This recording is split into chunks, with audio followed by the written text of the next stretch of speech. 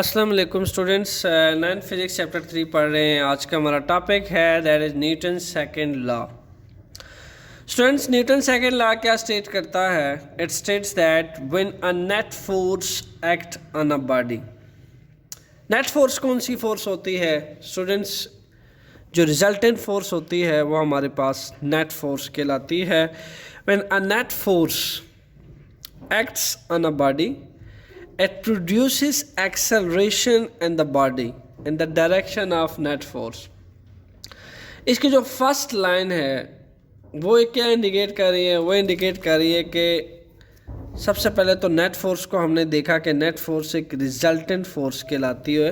जो total force किसी भी सिस्टम पे जो टोटल फोर्स लगती है, किसी ऑब्जेक्ट्स पे, किसी बॉडी पे जो टोटल फोर्स का इफेक्ट होता है वो नेट फोर्स कहलाता है। एक्ट्स ऑन अ बॉडी, किसी बॉडी पे जब वो एक्ट करता है, it produces acceleration in the body. ये क्या प्रोड्यूस करता है? एक्सेलरेशन प्रोड्यूस करता है बॉडी के अंदर in the direction of net force. किसकी डायरेक्शन में? नेट फोर्स की डायरेक्शन में। यानी हमारे पास क्या होता है कि जब किसी भी बॉडी पे नेट फोर्स एक्ट करता है, उस केस में उस बॉडी में एक्सेलरेशन प्रोड्यूस होती है। It produces acceleration in the body and the direction of net force। यानी जिस डायरेक्शन पे बॉडी जो है, लेट्स सपोज अगर आप इस कार की एग्जांपल ले लें तो यहाँ पे इस कार में किस डायरेक्शन पे फोर्स लगाई जा रही है, फोर्स की डायरेक्शन ये है, तो उसमें जो एक्सेलरेशन प्रोड्यूस होगी वो भी एग्जैक्टली इसी डायरेक्शन में ये कार एक्सेलरेट करेगी in the direction of force. This is the explanation of first part of Newton's second law।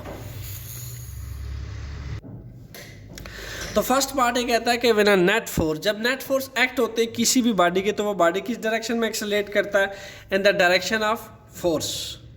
Clear? तो ये जो यहाँ से आपको this man apply a force on the car in this direction, इस डायरेक्शन पे force लग रही है, so this car will be accelerate in the direction of force. Force की डायरेक्शन है तो इस कार में जो एक्सेलरेशन प्रोड्यूस होगी that will be also in the direction of net force. So net force की डायरेक्शन जो है आप देखा जा सकता है ये है, और यहाँ पे भी देखा जा सकता है कि कार के अंदर जो एक्सेलरेशन प्रोड्यूस हो रही it is in the direction of net force. Clear? Second part क्या कहता है? सेकेंड पार्ट कहता है the magnitude of this acceleration, the magnitude of this acceleration is directly proportion to the net force acting on the body। अब जो magnitude है इस एक्सेलरेशंस का वो किसके डायरेक्टली प्रोपोर्शन है? वो नेट फोर्स के डायरेक्टली प्रोपोर्शन है जो इस बॉडी पे एक्ट कर रहा है। ठीक है? टोटल नेट फोर्स, यानी कि आप ये देखा जा सकता है कि इस कार को आप जितना फोर्स इस पे अप्लाई करेंगे, लेट्स सपोज आप 10 न्यूटन फोर्स अप्लाई करते हैं, सो 10 Newton is your magnitude of the force applied in the car. Clear? 10 Newton का फोर्स अगर इस कार पे अप्लाई होता है तो 10 न्यूटन के डायरेक्टली प्रोपोर्शन ही 10 ms-2 का एक्सेलरेशन प्रोड्यूस होगा इस कार के अंदर, because F and A both are directly proportion to each other. कहने का मतलब ये है कि एक बॉडी पे आप जितना फोर्स अप्लाई करते हो उस बॉडी में उतना ही एक्सेलरेशन प्रोड्यूस होगा, वो बॉडी उतना ही एक्सेलरेट करेगा। क्लियर? ये कार है या फिर ये कार है, डिपेंड करता है कि आप कितना फोर्स एक ऑब्जेक्ट पे अप्लाई करते हैं, वो ऑब्जेक्ट उतना ही एक्सेलरेट करेगा। जैसा मैं अगर इस एग्जांपल लूँ, यहाँ मेरा इस मार्कर पे जो मैग्नीट्यूड ऑफ फोर्स है वो अगर मैंने कम अप्लाई की है तो मार्कर इतना सा एक्सेलरेट हुआ है। लेट्स सपोज अगर मैं ज़्यादा फोर्स अप्लाई करूँगा तो ज़्यादा एक्सेलरेट होगा, अगर मैं उससे ज़्यादा फोर्स अप्लाई करूँगा तो वो और ज़्यादा एक्सेलरेट होगा। तो it depend upon the magnitude of force, how much force you apply on the object. जितना एक अप्लाइड फोर्स का मैग्नीट्यूड बढ़ाते चले जाएंगे, फोर्स अप्लाई का मैग्नीट्यूड बढ़ता चला जाएगा, उतना ही बॉडीज़ के अंदर, ऑब्जेक्ट्स के अंदर एक्सेलरेशन प्रोड्यूस होगा। Clear?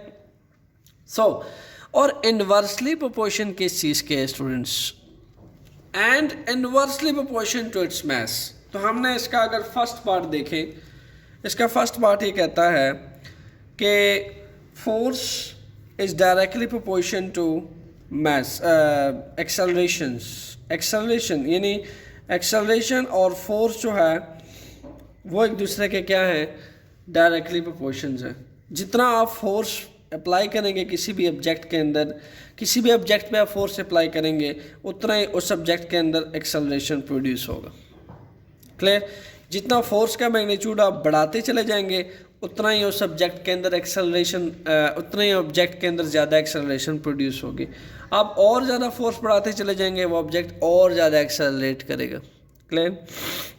What about mass? Mass के बारे में क्या कहता है? मैस के बारे में कहता है कि एक्सेलरेशन और मैस एक दूसरे के इनवर्स रिलेशन में। This is equation 1 and acceleration जो है वो मैस के इनवर्स रिलेशन है। अभी अंडरस्टूड सी बात है कि आपके पास अगर एक लाइट बॉडी है जिसका मैस बहुत स्मॉल है और एक आपके पास हैवी बॉडी है जिसका मैस बहुत हैवी है, ठीक है, एक तरफ आती है हैवी बॉडी और एक तरफ आती है लाइट बॉडी। अब वो बॉडी जिसका मैस बहुत हैवी है, अंडरस्टूड सी बात है उसका इनर्शिया ज़्यादा होगा। अंडरस्टूड सी बात है कि it will required more force to change its state, और अगर उसको ज़्यादा फोर्स रिक्वायर्ड होगी तो फिर फर्स्ट रिलेशन क्या कहता है, उसमें उतना ही ज़्यादा एक्सेलरेशन प्रोड्यूस होगा। लेकिन ज़्यादा बॉडी को एक्सेलरेट करने का रिलेशन मैस के साथ क्या है, इनवर्स है। एक बॉडी का जितना मैस ज़्यादा होने वाला है वो बॉडी उतना ही कम एक्सेलरेट होगा। सेकंड रिलेशन 2 ये कहता है कि कोई मैसिव बॉडी, ठीक है, कोई मैसिव बॉडी, ठीक है, किसी भी मैसिव बॉडी को जब आप फोर्स अप्लाई करते हैं तो लाजमी सी बात है आपको ज़्यादा फोर्स चाहिए होती है उसको एक्सेलरेट करने के लिए, ठीक है। और ज़्यादा मैसिव बॉडी क्या करती है, कम एक्सेलरेट करती है इस compare to less massive body. इसकी मिसाल देखी जा सकती है, यहाँ पे देखा जा सकता है कि एक 600 kg कार है जिसका मैस है 600 kg, एक स्मॉल कार है। सेकंड साइड पे एक है बिग कार जिसका मैस है 2600 kg। Now 2600 kg mass is much bigger as compared to 600 kg। अब ये मैस इससे बहुत ज़्यादा बड़ा है, ये मैस छोटा है। व्हाट विल हैपन एक्चुअली, ये कार जो है वो ज़्यादा फोर्स रिक्वायर्ड करेगी due to bigger inertia, and this car will acquire small force due to smaller inertia. In that case अगर एक्सेलरेशन और मास का रिलेशन देखें, इनवर्स रिलेशन है। अगर मास बढ़ता चला जाएगा कार कम एक्सेलरेट करेगा, मास जितना स्मॉलर होगा कार में एक्सेलरेशन ज़्यादा प्रोड्यूस होगी। क्लियर? क्यों? क्योंकि अगर मास बहुत बड़ा होगा तो उस पर फोर्स ज़्यादा लगेगी। ये देखिए, इसमें फोर्स का एरो बड़ा है और इसमें फोर्स का एरो छोटा है। फोर्स का एरो बड़ा क्या रिप्रेजेंट कर रहा है कि कार बी पे यानी जो बिग कार है उस पर ज़्यादा फोर्स रिक्वायर्ड होगी क्योंकि उसका इनर्शिया बड़ा है। इनर्शिया बड़ा का मतलब ये है कि उस पर ज़्यादा फोर्स अप्लाई होने वाली है उसकी स्टेट को चेंज करने के लिए, रेस्ट से मोशन में लाने के लिए। और अगर ज़्यादा आपके पास फोर्स लगेगी तो उसमें ज़्यादा एक्सेलरेशन प्रोड्यूस होगी। क्लियर? तो कहने का मतलब ये है कि ज़्यादा अगर मास बढ़ रहा है, मास अगर ज़्यादा बड़ा है, ठीक है, तो उस पर ऑब्जेक्ट जो है उसमें जो ऑब्जेक्ट के अंदर एक्सेलरेशन है वो कम प्रोड्यूस होगी। क्लियर? इसी तरीके से अगर मास छोटा है, अब 600 kg कार को पुश करना आसान है, ठीक है, बनिस्बत 2600 kg कार को पुश करना, तो इस पर जो फोर्स लगेगी वो बहुत ज़्यादा लगेगी। बहुत ज़्यादा फोर्स रिक्वायर्ड है इसके इनर्शिया की स्टेट को चेंज करने के लिए, इसको पुश करने के लिए, because its mass is much bigger. So due to bigger mass this car will be accelerate lower lesser and this car will be accelerate higher as compared to car B due to less mass in small car. Clear?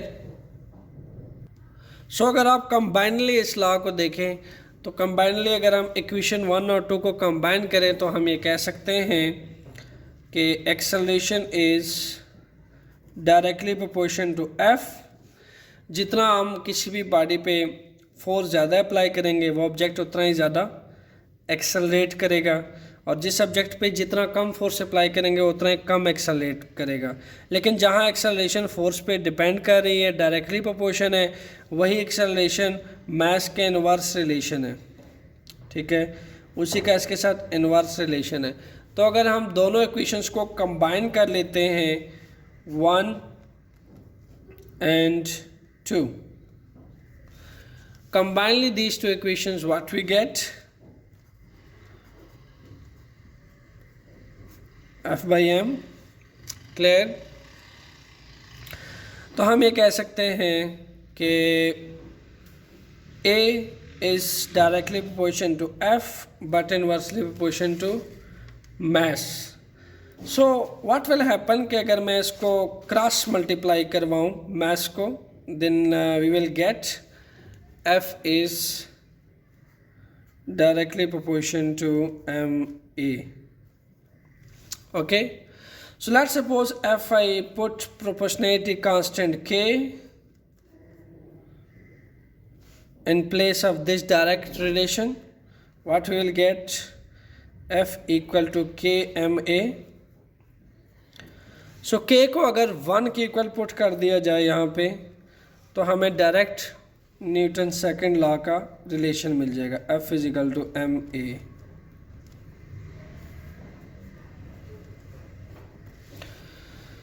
So this is the final relation of Newton's second law, F is equal to ma, जो हमें ये कहता है कि किसी भी body पे जब हम फोर्स अप्लाई करते हैं तो नेट फोर्स जो होता है, किसी भी बॉडी पे जो नेट फोर्स अप्लाई होता है, ऑब्जेक्ट उस नेट फोर्स के डायरेक्शन में एक्सेलरेट करता है। जिस डायरेक्शन में फोर्स आप अप्लाई करते हैं किसी बॉडी पे, एग्जैक्टली ऑब्जेक्ट नेट फोर्स की डायरेक्शन में एक्सेलरेट होता है। यहाँ पे उसने नेट फोर्स का जिक्र इसलिए किया कि टोटल फोर्स, ठीक है, टोटल फोर्स की जिस डायरेक्शन पे जिस पॉइंट पे टोटल फोर्स लग रही होती है, एग्जैक्टली ऑब्जेक्ट उसी पॉइंट पे एक्सेलरेशन प्रोड्यूस करता है, यानी उसी पॉइंट पे एक्सेलरेट करता है। सो सेकेंडली हमने कहा कि जो एक्सेलरेशन का मैग्नीट्यूड होता है, ठीक है, वो कितना प्रोड्यूस होता है फोर्स के अंदर, जितना उस पर नेट फोर्स अप्लाई होता है। ठीक है, जितना उस पर नेट फोर्स अप्लाई होता है। इसी तरीके से जो मैग्नीट्यूड है एक्सेलरेशंस का, वो एक बिगर मास के लिए और एक लाइटर मास के लिए सेम नहीं हो सकता। बिगर मास के अंदर कम एक्सेलरेशन प्रोड्यूस होता है, लाइटर मास के लिए ज़्यादा एक्सेलरेशन प्रोड्यूस होता है। ठीक है, उसकी वजह यह है कि स्मॉलर मास जो है need small force and large acceleration. ठीक है, similarly larger mass mean larger force and we get small magnitude of acceleration due to bigger mass. ठीक है, तो combinedly जो है इस लॉ का इफ़ेक्ट ये है कि force and acceleration direct relation में इंक्रीज़ करते हैं और एक्सेलरेशन और मास जो है वो इनवर्स रिलेशन में रिलेट किए जा सकते हैं। स्टूडेंट्स, ये है आपके पास एक example of Newton second law.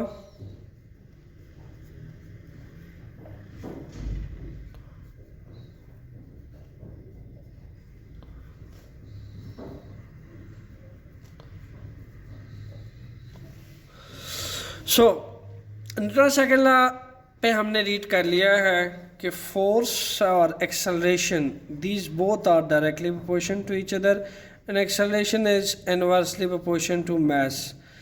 एक बॉडी पे नेट फोर्स जितना बढ़ाते चले जाएंगे उस बॉडी में उतना एक्सेलरेशन प्रोड्यूस होगा, यानी फोर्स की डायरेक्शन में। ठीक है, और जितना मैग्नीट्यूड ऑफ एक्सेलरेशन प्रोड्यूस होगा that will be in the direction of force. अगर फोर्स की डायरेक्शन इस तरफ को है तो एक्सेलरेशन भी बॉडी में इस तरफ को प्रोड्यूस होगी। क्लियर? तो सेकेंडली हमने कहा कि अगर एक मैसिव बॉडी है, बिगर मास है एक बॉडी का, तो बिगर मास के लिए उसमें स्मॉलर एक्सेलरेशन प्रोड्यूस होगा, ठीक है। इसी तरीके से अगर किसी बॉडी का स्मॉलर मास है तो उसके अंदर लार्ज एक्सेलरेशन प्रोड्यूस होगा। ये एग्जांपल है, यहाँ से एक मैन है, ये इसको पुश करने की कोशिश कर रहा है बाय अप्लाइंग अ फोर्स, लेकिन देखा जा सकता है दो ब्लॉक्स हैं, इस ब्लॉक का मास बहुत लोअर है इस कंपेयर टू दिस ब्लॉक। इस ब्लॉक का जो मास है वो ग्रेटर है और इसका मास लोअर है। So what will happen, lower mass की वजह से इस पे कम फोर्स अप्लाई होगी एंड ये हाई वेलोसिटी के साथ मूव करेगा, दैट्स वाई इसके अंदर ज़्यादा एक्सेलरेशन प्रोड्यूस होगी। चूँकि देखा जा सकता है यहाँ पे एक्सेलरेशन का एरो का मैग्नीट्यूड मैंने बढ़ा रखा है, लार्ज एरो है, लार्ज एरो का मतलब है कि ज़्यादा एक्सेलरेट करेगा due to its lower mass, and lower mass की वजह से जब इस पर कम फोर्स लगाएगी, मास छोटा है तो ये हाई वेलोसिटी के साथ मूव करेगा। क्लियर? ऑब्वियसली जब ऑब्जेक्ट ज़्यादा एक्सेलरेट करते हैं, ज़्यादा एक्सेलरेशन का मतलब क्या होता है, मीन्स के उसके अंदर जो वेलोसिटी है वो बढ़ रही है, ठीक है। इनिशियली से फाइनल वेलोसिटी की तरफ वो ज़्यादा स्पीडीली एक्सेलरेट कर रहा है, इसका मतलब ये होता है कि उसकी वेलोसिटी इंक्रीज़ करती है, ठीक है। इसकी वेलोसिटी लो क्यों होगी, इसकी वेलोसिटी जो है लो का मतलब ये है, अगर मैं सबसे पहले हायर वेलोसिटी और लोअर वेलोसिटी का कंसेप्ट समझा दूं आपको। देखें एक्सेलरेशन को आप क्या पढ़ते होते हैं, acceleration is equal to rate of change of velocity in time, change in velocity with respect to time is known as acceleration. ये आपके पास एक्सेलरेशन आता है। अब देखिए लेट्स सपोज एक ऑब्जेक्ट है, ठीक है, इनिशियली वो क्या है, वो रेस्ट पे है, this object is in rest. तो अगर वो रेस्ट पे पड़ा हुआ है तो मैं कहता हूँ उसकी कोई इनिशियल वेलोसिटी होगी जिसको मैं वी आई से रिप्रेजेंट कर लेता हूँ। किस चीज़ से रिप्रेजेंट की जा सकती है, इनिशियल वेलोसिटी से, ठीक हो गया। और लेट्स सपोज इनिशियली आप देखें कि आप इसको जब पुश करने की कोशिश करेंगे तो इसकी वेलोसिटी बहुत कम होगी, but with the passage of time, जैसे जैसे टाइम गुजरता जाएगा इसकी स्पीड बढ़ती चली जाएगी, ठीक है, इसकी स्पीड बढ़ती चली जाएगी। और लेट्स सपोज इसकी स्पीड बढ़ा के आप बढ़ाते चले जा रहे हैं और ये कहीं यहाँ पे आके स्टॉप करता, उस टाइम इसकी जो वेलोसिटी होगी that will be V F. तो ये किसी फर्स्ट ऑफ ऑल इनिशियली किसी इनिशियल वेलोसिटी के साथ जा रहा है, and after some time this mass will come to rest and so after some time in this you know final velocity जब बन जाती है इसकी, ठीक है, ओबियसली ये बहुत स्मॉल वेलोसिटी होती है क्योंकि रेस्ट के आसपास हम बिल्कुल इनिशियली इसको मूव करवाते हैं, तो ये वेलोसिटी बहुत स्मॉल होती है। इसी तरीके से जब इसको हम तेज़ी से पुश करेंगे, इस बॉडी को तेज़ी से पुश करेंगे तो इसकी वेलोसिटी बढ़ने के बाद इंक्रीज टू वी एफ हो जाएगी। अब यहाँ से लेके यहाँ तक ओबियसली जो टाइम टेकन है, टाइम टेकन, ठीक है, टाइम टेकन से अगर हम इस चेंज इन वेलोसिटी को डिवाइड करें तो हमें क्या पता चलता है, ऐसे एक्सेलरेशन पता चलता है, ठीक है। यानी हम वी एफ माइनस वी आई कर दें तो हमें टाइम टेकन पता चलता है। अब लाजमी सी बात है जब आप इस ब्लॉक पे ज़्यादा फोर्स अप्लाई करोगे, ठीक है, ज़्यादा फोर्स अप्लाई करोगे तो फाइनल वेलोसिटी जल्दी बढ़ेगी, ज़्यादा इंक्रीज होगी। और अगर फाइनल वेलोसिटी रैपिडली इंक्रीज करती है इनिशियल वेलोसिटी की निस्बत, इन दैट केस हमारे पास जो एक्सेलरेशन है ये आपके पास कम प्रोड्यूस होगी, ठीक हो गया। सो जो टाइम टेकन है चेंज इन वेलोसिटी के लिए, ऑब्वियसली ये स्मॉल टाइम में चेंज आएगा, ठीक है। यहाँ पे टाइम टेकन कम होगा, जब हम ज़्यादा कम मास को पुश करेंगे तो ज़्यादा एक्सेलरेट करेगा बॉडी, यानी उस टाइम उसकी वेलोसिटी हाई होगी, तो कम टाइम में वेलोसिटी में ज़्यादा चेंज आएगा। क्लियर? यानी वी एफ माइनस वी आई आपको ज़्यादा किस ज़ुमरे में मैं कह रहा हूँ, देखिए जब उसकी initial velocity let's suppose start में आप इसको लेके जा रहे थे, इसकी इनिशियल वेलोसिटी थी 1 मीटर पर सेकेंड, ठीक है, एंड देन आपने एक स्मॉलर मास को जब पुश किया, ठीक है, जब आप स्मॉलर मास को पुश करते हैं इन दैट केस उसकी वेलोसिटी ज़्यादा तेज़ी से बढ़ती है, तो आप कह लें कि आपकी जो फाइनल वेलोसिटी होगी इन दैट केस इंक्रीज होने के बाद 10 ms-1 पे चली जाती है लेट्स सपोज। तो इसमें जो चेंज आएगा Vf minus V I that will be 10 ms-1 -1 ms, you will get 9 ms-1। देखिए इतना डिफरेंस प्रोड्यूस हुआ है, टोटल इतना डिफरेंस प्रोड्यूस हुआ है, ठीक है।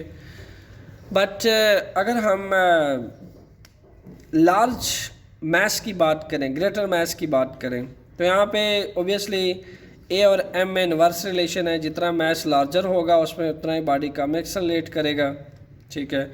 आपको लार्जर फोर्स रिक्वायर्ड है तो वेलोसिटी बहुत कम होगी। इसको प्रूव किया जा सकता है कि लेट्स सपोज जो एक लार्जर मैस है, ये तो स्मॉलर मैस का चेंज है, अच्छा खासा चेंज है, that is 9 ms-1।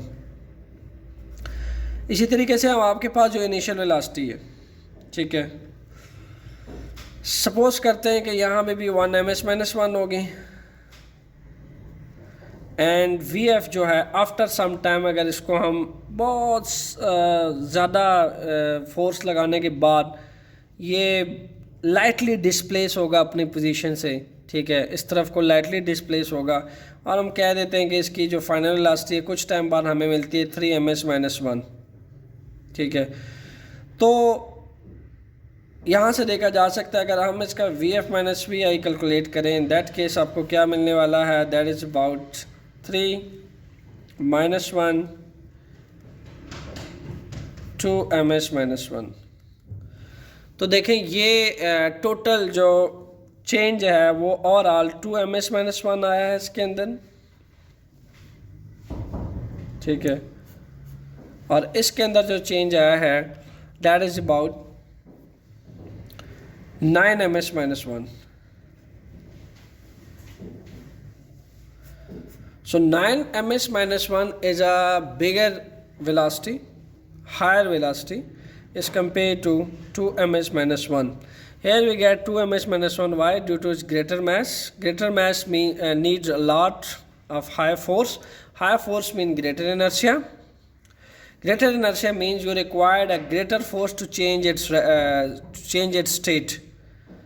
And what about acceleration? Here is a greater force, so acceleration will be produced in that sense much lower due to its greater mass. Here will be acceleration produced a greater for lower mass, and here you need a smaller force applied in that block. So next example discuss करते हैं।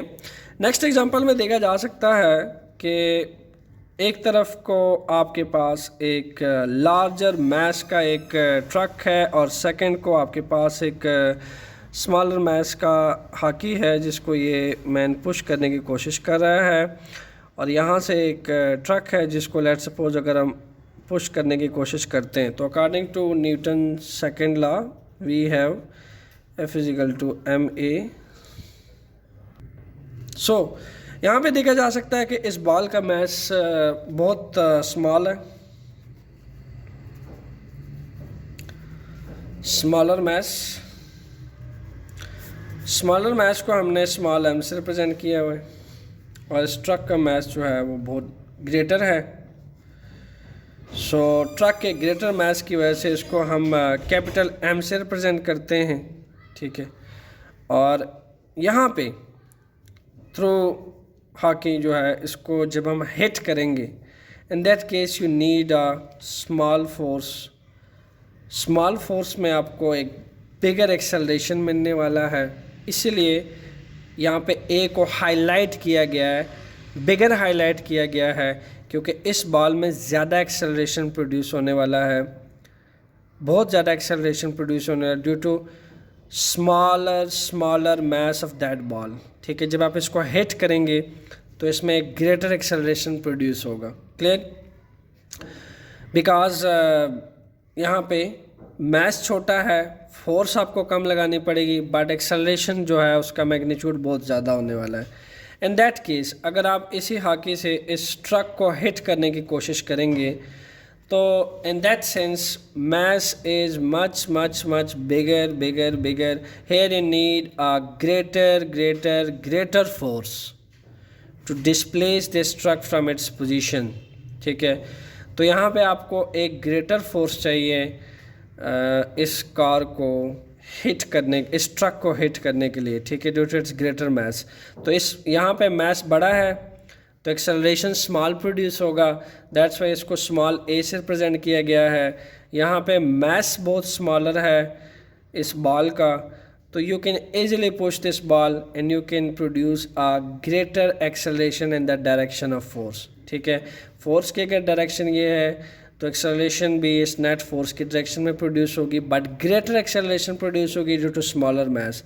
यहाँ mass bigger है, so acceleration भी इसी direction में ही produce होगा, net force की डायरेक्शन में, बट स्मॉलर एक्सेलरेशन प्रोड्यूस होगा क्योंकि यहाँ आपको बहुत लार्जर फोर्स चाहिए to hit this larger mass bigger truck. Clear? So यहाँ पे आपके पास एक एग्जांपल है, अगेन देखा जा सकता है कि हम फोर्स अप्लाई करते हैं इस ऑब्जेक्ट के ऊपर। ठीक है, इस ऑब्जेक्ट के ऊपर फोर्स अप्लाई करते हैं तो देखा जा सकता है कि इसका मैस बहुत स्मॉल है। ठीक है, तो जब इस पर फोर्स अप्लाई करते हैं तो इसमें एक्सेलरेशन जो है वो बहुत लार्ज प्रोड्यूस होती है। ठीक है, इसमें large amount of acceleration produce होती है। सिमिलरली इस कार को देखा जा सकता है, इसका मैस जो है वो बहुत लार्ज है और इसके अंदर जो एक्सेलरेशन है वो स्मॉल प्रोड्यूस होती है। इसकी वजह क्या है कि एक्सेलरेशन और मैस के अंदर इनवर्स रिलेशन है। ठीक है, जितना मैस बिगर होगा उतना ही उस ऑब्जेक्ट के अंदर कम एक्सेलरेशन प्रोड्यूस होगी। ये तो आपका फर्स्ट स्टेप है। इसी तरीके से सेकंड स्टेप क्या कहता है कि जितना मैस स्मॉलर होगा उसके अंदर उतनी ही ज़्यादा एक्सेलरेशन प्रोड्यूस होगी। ठीक है, तो देखा जा सकता है कि इस ऑब्जेक्ट का मैस जो है that is much smaller as compare to car, that's why when you apply a force on that object you will get a large acceleration because of its small mass. Small mass means small inertia and you need a small force to change its state. When you need a small force to change the state of object, it means that you can easily change its state by applying a small force. Here a large mass of that car, you need a large inertia to change the state of this car. So if you need a large inertia means a large amount of force is required to change the state of this car. So alternatively, inertia depend upon the mass of a body. Greater mass means greater inertia. So greater inertia objects have a low accelerations produced in these subject. Low acceleration, small acceleration. Clear? So that's why इस object के अंदर बहुत कम acceleration produce होगा। और यहाँ पे ये भी देखा जा सकता है चूँकि ये अगर मैस और फोर्स के रिस्पेक्ट से देखा जाए तो इस कार का जो मैस है वो बहुत लार्ज है, that's why you need a large force. Clear?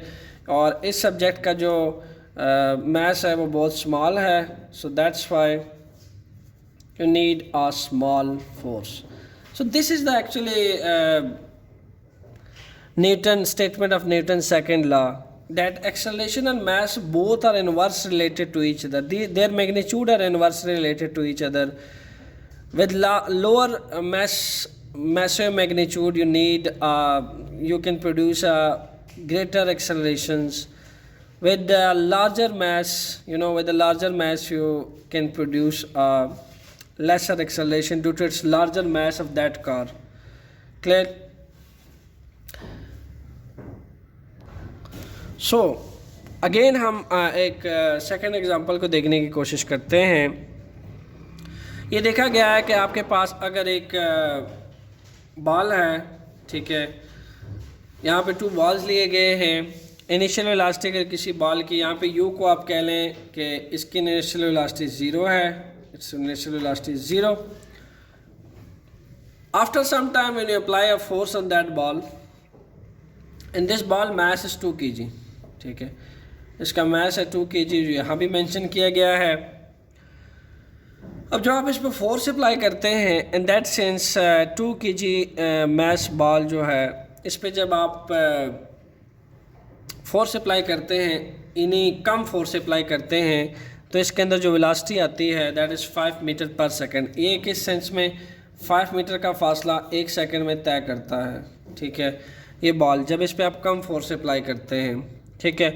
लाजमी सी बात है जब आप इस पर कम फोर्स अप्लाई करेंगे तो इसमें एक्सेलरेशन भी क्या होगी, कम प्रोड्यूस होगी। और फिर अगर कम एक्सेलरेशन प्रोड्यूस होगी इट मीन्स कि वेलोसिटी का चेंज कम मिलेगा आपको, ठीक है, वेलोसिटी में चेंज कम मिलेगा। यानी अगर यहाँ पे अगर मैं वेलोसिटी में चेंज देखूँ तो 5 - 0 5 आ रहा है आपके पास, ठीक है, इतना चेंज आ रहा है। हर 5 मीटर का फासला 1 सेकंड में तय हो रहा है, ठीक है। सो अगर सेकंड केस में देखा जाए, सेम मैच है दोनों बॉल्स का, ठीक है, यहाँ पे ज़्यादा फोर्स अप्लाई की जा रही है। जब आप ज़्यादा फोर्स अप्लाई करते हैं तो हमने क्या किया है कि फोर्स और एक्सेलरेशन दोनों एक दूसरे के डायरेक्टली प्रोपोर्शन है। ज़्यादा फोर्स लगाने का मतलब होता है कि उस सब्जेक्ट में ज़्यादा एक्सेलरेशन प्रोड्यूस होती है in the direction of force. जब एक ऑब्जेक्ट में ज़्यादा फोर्स अप्लाई करते हैं और उस सब्जेक्ट में ज़्यादा एक्सेलरेशन प्रोड्यूस होता है, इन दैट सेंस आप ये कह सकते हैं कि force and acceleration both are directly related to each other. अगर किसी बॉल की इनिशियल वेलोसिटी 0 है, ठीक है, and after applying a more force, ठीक है, after applying a more force this ball will be move with a greater velocity. यानी यही बॉल अब 10 मीटर का फासला 1 सेकंड में तय कर रहा है। और अगर आप चेंज को देखें VF - VI की चेंज को, तो यहाँ देखा जा सकता है 10 - 0 यू विल गेट 10 मीटर पर सेकंड। तो ये बॉल यही बॉल था जिसको आपने स्मॉल फोर्स से अप्लाई किया था। ये हर 5 मीटर का फासला 1 सेकंड में तय कर रहा था। यहाँ देखा जा सकता है ये बॉल हर 10 मीटर का फासला जो है वो 1 सेकंड में तय कर रहा है। क्लियर? सो स्टूडेंट्स, यहाँ पे हमने ये सीखा कि 2 तरह से ऑब्जेक्ट्स को हमने देखा। एक ये कि जब आप ऑब्जेक्ट्स पे बहुत ज़्यादा फोर्स लगाते हैं, फोर्स अप्लाइड फोर्स आपकी लार्ज होती है, अप्लाइड फोर्स लार्ज लगने से वो ऑब्जेक्ट उतना ही लार्ज मैग्नीट्यूड के साथ एक्सेलरेट करता है, ठीक है। और जितना आप एक ऑब्जेक्ट पे फोर्स कम लगाते हैं, कम फोर्स अप्लाई करते हैं, तो एक्सेलरेशन का मैग्नीट्यूड भी उसके अंदर क्या होता है, वो कम होता है। सेकंड चीज़ हमने देखी कि ऑब्जेक्ट को मास के साथ क्या रिलेशन है, इनवर्स रिलेशन है। जब आप एक ऑब्जेक्ट के ऊपर ज़्यादा फोर्स कब अप्लाई करते हैं, जब उनका मास लार्ज होता है, लार्ज मास,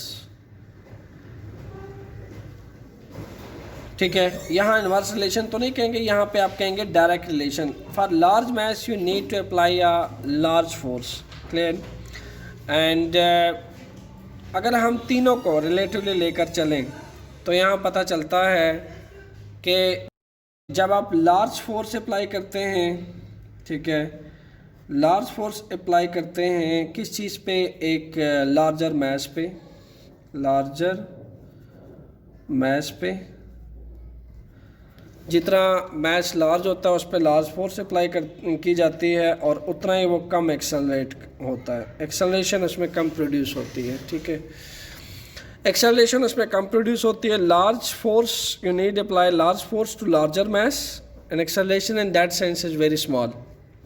सिमिलरली आप ये कह सकते हैं कि जैसा कि ये एग्जांपल थी आपके पास स्मॉल मास की, ठीक है, यहाँ पे देखा जा सकता है कि आपने स्मॉल फोर्स अप्लाई की, स्मॉल फोर्स, बिकॉज ऐसा क्यों था, चूँकि मास भी स्मॉल था और मास स्मॉल था तो उसमें जो एक्सेलरेशन प्रोड्यूस होगी वो इन्वर्सली मतलब ज़्यादा प्रोड्यूस होगी, बिकॉज स्मॉलर मास ऑब्जेक्ट में एक्सेलरेशन ज़्यादा प्रोड्यूस होती है क्योंकि स्मॉलर मास ऑब्जेक्ट जो है वो ज़्यादा वेलोसिटी के साथ मूव करते हैं, ठीक है। उनका जो चेंज इन वेलोसिटी होती है वो लार्ज होती है, ठीक है। वेलोसिटी ग्रेटर वेलोसिटी के साथ मूव करते हैं, इसलिए उनके अंदर जो चेंज आता है, वेलोसिटी का चेंज आता है वो लार्ज आता है। इसी तरीके से जो ग्रेटर मास है उसको आपने देखा कि अगर आप F जो है वो ज़्यादा अप्लाई करते हैं, क्यों ज़्यादा अप्लाई करनी पड़ती है आपको? ड्यू टू लार्जर मैस, और लार्जर मैस के अंदर जो एक्सेलरेशन प्रोड्यूस होती है वो इनवर्स प्रोड्यूस होती है, यानी कम प्रोड्यूस होती है, ठीक है। जैसा कि इस कार में देखा जा सकता है, इसके अंदर एक्सेलरेशन कम प्रोड्यूस होगी बिकॉज इसकी वेलोसिटी बहुत कम होती है। तो जब वेलोसिटी बहुत कम होती है तो ये बहुत कम मैग्नीट्यूड तक एक्सेलरेट करता है। इन that sense Newton second law जो है वो इन एग्जांपल्स के थ्रू कम्प्लीटली अंडरस्टैंड किया हमने कि फोर्स और एक्सेलरेशन जो है वो एक दूसरे के डायरेक्टली प्रोपोर्शन है, और फोर्स और मैस भी एक दूसरे के डायरेक्टली प्रोपोर्शन है, बट एक्सेलरेशन और मैस का जो है इनवर्स रिलेशन है। एक बॉडी जितना ज़्यादा मैसे होगा उसमें उतना ही कम एक्सेलरेशन प्रोड्यूस होगा। तो स्टूडेंट्स, फोर्स को इस तरह से भी एक्सप्लेन किया जा सकता है न्यूटन सेकंड लॉ के अकॉर्डिंग के जो चेंज इन मोमेंटम आता है किसी भी बॉडी के अंदर, जो चेंज इन मोमेंटम आता है यूनिट टाइम के अंदर, वो भी फोर्स कहलाया जाता है, ठीक है। इन्हें हम कह सकते हैं कि मोमेंटम इक्वल होता है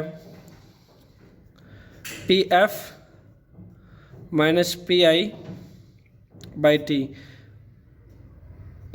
मोमेंटम न्यूटन सेकंड लॉ ये भी कहता है कि आपके पास जो मोमेंटम में चेंज आता है वो आपके पास फोर्स के इक्वल आता है, ठीक है। This is also second statement of Newton second law.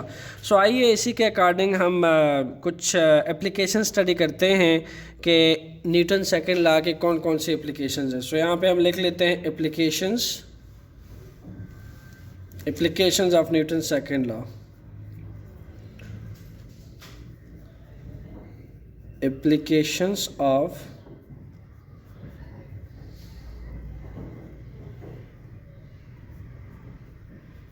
Newton second law. अब देखिए यहाँ पे मैंने एक एग्जांपल ले रखी है। फर्स्ट एप्लीकेशन है आपके पास catching of cricket ball. Catching of a cricket ball में देखा जा सकता है कैचिंग ऑफ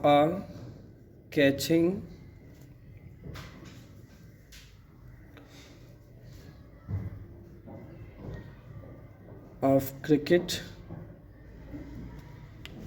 बॉल। एक क्रिकेट बॉल की कैचिंग में आपको इसकी क्या एप्लीकेशन मिलती है, लेट्स चेक। देखिए स्टूडेंट्स, होता क्या है कि क्रिकेट खेलते हुए प्लेयर जो है दो तरह से कैच करता है। एक कैच देखा जा सकता है कि डायरेक्ट हाथों में लिया, डायरेक्ट कैचिंग की, ये देखी जा सकती है। एक ये होता है कि अपने हाथों को कुछ स्टेप, एक तो ये होता है कि डायरेक्ट ऐसे पकड़ लिया आपने कैच, एक ये होता है कि आपने यूं कैच पकड़ा और हाथों को यहाँ पे आपका कैच आपके हाथ में, थोड़ा सा अपने पीछे को टाइम लिया, बॉल को ग्रिप देने के लिए आपने टाइम लिया, ठीक है। एक ये होता है कि आपने डायरेक्ट हाथों में पकड़ लिया बॉल को। यहाँ पे जो आपको लेफ्ट साइड पे नज़र आ रहा है ये वाला प्लेयर, ये बॉल को जो है डायरेक्ट हाथों में कैच कर रहा है, यूँ करके डायरेक्ट हाथों में कैच कर लिया। और इसको देखा जा सकता है यहाँ कैच इसके हाथ में आया, ये डायरेक्शन शो की गई है बॉल की, ये टाइम इसने ज़्यादा लिया, यहाँ से यहाँ कंप्लीटली इसके हाथों में कैच आ चुका है, ठीक है, जिसको मैंने यहाँ पे भी डेमोन्स्ट्रेट किया है। लेफ़्ट साइड पे ये डायरेक्ट हाथों में कैचिंग हो रही है, राइट साइड पे देखा जा सकता है कि बॉल को हाथ में कैच करने के बाद बॉल हाथ को थोड़ा पीछे खींचा है, ठीक है, थोड़ा सा टाइम लिया बॉल को ग्रिप करने के लिए, ठीक है। सो इसके अंदर न्यूटन सेकंड लॉ की क्या एप्लीकेशंस है। देखिए क्या होगा कि जब अगर ये प्लेयर इस बॉल को डायरेक्ट कैच करेगा, इन दैट सेंस इसका जो मोमेंटम होगा, लाजमी सी बात है, इस बॉल के अंदर इस बॉल का मैस है, ठीक है, इसका एक मैस होगा, और लाजमी सी बात है ये बॉल जब हिट किया जाता है, हिट करने के बाद इसकी वेलोसिटी भी बड़ी होती है, ठीक है, लार्ज होती है। तो मैस इनटू बी क्या होता है, आपके पास मोमेंटम होता है, ठीक है। तो ये जिस मोमेंटम के साथ मूव कर रहा होता है, तो आप अगर इसको डायरेक्ट कैच करोगे जैसे ये प्लेयर कर रहा है, इन दैट सेंस आपके हाथ में इंजरी लग सकती है, ठीक है। इंजरी से बचने के लिए न्यूटन सेकंड लॉ के अकॉर्डिंग वो प्लेयर जो टाइम लेते हैं, थोड़ा अपना टाइम लेते हैं, टाइम लेने से क्या होता है, इसका मोमेंटम रैपिडली जो है वो डिक्रीज़ करेगा। जब इसका मोमेंटम आप रैपिडली डिक्रीज़ करेंगे इन दैट सेंस इंजरी होने के ज़्यादा चांसेस है। जब आप थोड़ा टाइम लेंगे, टाइम टेकन लार्ज होगा कैचिंग करते हुए, ठीक है, इन दैट सेंस जो है वो इंजर्ड होने के चांसेस कम होंगे, ठीक है। तो हम ये कह सकते हैं कि ये जो प्लेयर है इसके इंजर्ड होने के चांसेस जो है वो कह लें कि कम है, क्योंकि ये क्या कर रहा है, ये रिड्यूस कर रहा है मोमेंटम को मोर जेंटली। इस बॉल का जो मोमेंटम आ रहा है ना, उसको रिड्यूस करने की कोशिश कर रहा है। और ये जो प्लेयर है ये इसके मोमेंटम को डायरेक्ट अपने हाथों में ले रहा है। आप अगर मोमेंटम को बगैर टाइम के रिड्यूस किए हुए, ठीक है, बगैर टाइम लिए हुए डायरेक्ट मोमेंटम को पकड़ेंगे, इन दैट केस इस बॉल का मोमेंटम आपको इंजर कर सकता है। इन दैट केस यहाँ पे इंजरी होने के चांसेस कम है, बिकॉज यहाँ आप टाइम ले रहे हैं। तो जो फास्ट मूविंग क्रिकेट बॉल है ये देखी जा सकती है, इस केस में जो फील्डर है इसके इंजर्ड होने के चांसेस ज़्यादा है। सिमिलरली यहाँ पे देखा जा सकता है कि इस प्लेयर के इंजर्ड होने के चांसेस ज़्यादा हैं इन दैट केस, क्योंकि ये अगर मोमेंटम डायरेक्ट पकड़ता है तो उसका हाथ ज़ख्मी हो सकता है। ड्यूरिंग क्रिकेट भी आपने देखा होगा कि प्लेयर हमेशा कैच जो है यूँ पकड़ने के बाद बॉल को थोड़ा सा नीचे को लेकर आते हैं। गोलकीपर को आपने लाजमी देखा होगा, वो अपने ग्लव्स को थोड़ा पीछे को पुश करता है बॉल हाथ में लेने के बाद, ताकि उसका मोमेंटम जो है वो रिड्यूस किया जा सके, जेंटली रिड्यूस किया जा सके। तो प्लेयर जो है वो न्यूटन सेकंड लॉ के अकॉर्डिंग जो है कैचिंग करते हुए टाइम टेकन ज़्यादा लेते हैं, ताकि उनका मोमेंटम जो है वो रिड्यूस हो सके, बॉल का मोमेंटम जो उनकी तरफ आ रही होती है, ठीक है, हाईली मोमेंटम के साथ। यहाँ भी स्टूडेंट्स न्यूटन सेकंड लॉ की कुछ एप्लीकेशंस देखी जा सकती हैं। यहाँ पे आपको दो पैसेंजर नज़र आ रहे हैं, एक वो है जो फर्स्ट पे बैठा है, एक वो है जो सेकंड सीट पे बैठा हुआ है। जो फर्स्ट सीट पे बैठा हुआ है इसने सील बेल्ट पहन रखा है, सेकंड पे बैठा हुआ है इसने सील बेल्ट नहीं पहना था। होता क्या है कि ड्यू टू इनर्शिया इसका जो बॉटम पार्ट होता है वो कार के बॉटम बॉडी के साथ टच होता है, यानी वो रेस्ट पे होता है। लेकिन जब इस कार को सडनली ब्रेक लगती है, सडनली हाई स्पीड के साथ जब ये कार ब्रेक लगती है, तो ड्यू टू इनर्शिया इसका जो टॉप साइड है उस पर फोर्स लगती है फॉरवर्ड की जानिब, और ये उस फोर्स के डायरेक्शन में इसका जो टॉप साइड है एक्सेलरेट करता है। तो होता क्या है कि यहाँ पे जो मोमेंटम ट्रांसफ़र होता है इसके टॉप साइड को, वो बहुत लार्ज मोमेंटम होता है जो उसको आगे को फॉरवर्ड करता है, पुश करता है, ठीक है। अब यहाँ पे सीट बेल्ट जिसने वेयर किया हुआ है वो इसके मोमेंटम को रिड्यूस कर लेता है, इसके टॉप साइड के मोमेंटम को कम कर लेता है, ठीक है। टाइम लेता है, चूँकि जो सीट बेल्ट होता है उसके अंदर थोड़ी सी लचक भी होती है और वो अपोजिंग फोर्स लगा लेता है, ठीक है, इसके मोमेंटम को रिड्यूस कर लेता है, ठीक है। इसलिए जो फॉरवर्ड पे बंदा बैठा है वो सेफली बैठा है, जो इसके बैकवर्ड पे देखा जा सकता है उसके इंजर्ड होने के चांसेस इसलिए ज़्यादा हैं क्योंकि इसकी जो टॉप साइड है ड्यू टू इनर्शिया, जब वो टॉप साइड इसकी इनर्शिया की वजह से मोशन में आएगी, ठीक है, इसको फॉरवर्ड जर्क जब लगेगा तो चूँकि इसने सीट बेल्ट नहीं पहना तो ये अपने मोमेंटम को रिड्यूस नहीं कर सकेगा। इन दैट केस इसके जो हेड है वहाँ पे इंजरी होने के चांसेस ज़्यादा हैं, ठीक है। This is also a application of Newton second law. Secondly यहाँ पे आपने देखा कि ये एक एथलीट्स है, ठीक है। होता क्या है कि एक सैंड जो है वो मैंने शो की हुई है, आपने देखा होगा जो हाई जंपिंग एथलीट्स होते हैं, हाई जंपिंग एथलीट्स।